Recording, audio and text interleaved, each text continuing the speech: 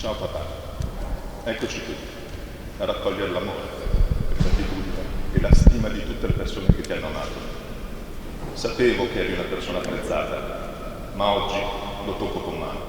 Al funerale di Alberto Zamperla, il re delle giostre, celebrato in cattedrale a Vicenza questa mattina, a prendere subito la parola all'inizio delle esequie sono stati i figli Alessandro e Antonio, la terza generazione della Zamperla SpA, che si trovavano ad Orlando in Florida, negli Stati Uniti, quando sono stati raggiunti dalla notizia della morte improvvisa del padre, mentre presentavano i nuovi progetti dell'azienda, leader nel settore delle infrastrutture e dei parchi divertimenti di tutto il mondo. Tu, papà, sei la personificazione dell'ottimismo e della convinzione che tutte le persone siano fondamentalmente buone. E questo è il tuo onore più importante che ci fai.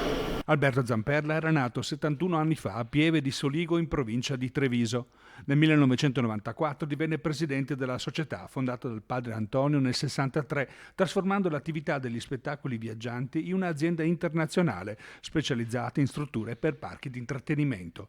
Un uomo dotato di una mente brillante, intuitiva, capace di leggere il mercato e di accettarne le sfide, risollevandosi dalle avverse fortune. Una persona dotata anche di qualità umane rare, capace di infondere e motivare il migliaio di dipendenti dell'azienda di Altavilla Vicentina, molti dei quali presenti in Duomo. Sulla bara anche un cappello d'alpino, il suo. A vegliarlo e accompagnarlo le penne nere della sua sezione di Grancona, che gli hanno tributato l'ultimo saluto.